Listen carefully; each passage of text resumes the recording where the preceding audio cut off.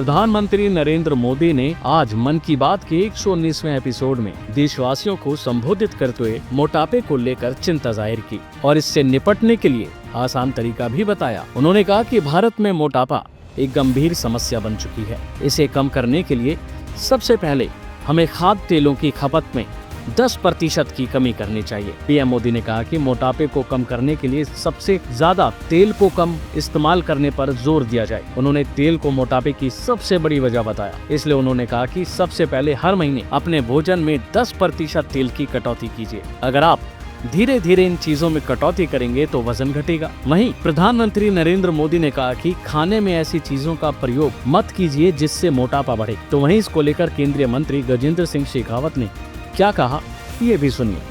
आज मन की बात एपिसोड में सम्मानीय प्रधानमंत्री जी ने एक तरफ जहां भारत में एक बड़ी चुनौती भारत में स्वास्थ्य को लेकर के कि आने वाली पीढ़ी के बच्चों का बढ़ता हुआ वजन, उसको लेकर के विस्तार से चर्चा की। देश के ऐसे ख्यातनाम खिलाड़ियों के व्यक्तिगत प्रसंग और उनसे प्रेरणा देश ले सके, इस दृष्टिकोण से उनके वक्तव्य व्याख्यान कराए। डॉक्टर देवी शेट्टी जैसे प्रख्यात कार्डिक सर्जन की राय उसमें हम सबके सामने साझा करवाई और देश का आह्वान किया कि हमें अपने भोजन में से 10% खरीद के समय ही अपने खाद्य तेल के उपयोग को कम करना है। ओबेसिटी के मोटापे के 2 मुख्य कारण एक भोजन में तेल का उपयोग और दूसरा चावल, गेहूं और चीनी का उपयोग। दुर्भाग्य से इस देश में जहां परंपरागत रूप से मोटे अनाज का सेवन किया जाता था, वहां धीरे धीरे गेहूं और चावल का उपभोग अत्यधिक बढ़ने के कारण से भी देश में मोटापा बढ़ा है और मोटापे के कारण से भारत आज विश्व की डायबिटिक कैपिटल बनने की दिशा में जा रही है।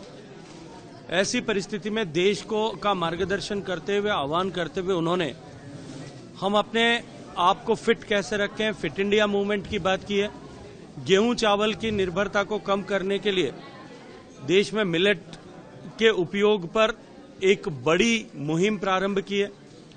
कैंसर जिसका कारण, एक बहुत बड़ा कारण पेस्टिसाइड्स जो है, रसायनों का रेजिडुअल रहना है, उससे हटाने के लिए प्राकृतिक खेती को आगे बढ़ाने का काम माननीय प्रधानमंत्री जी के नेतृत्व में हुआ है।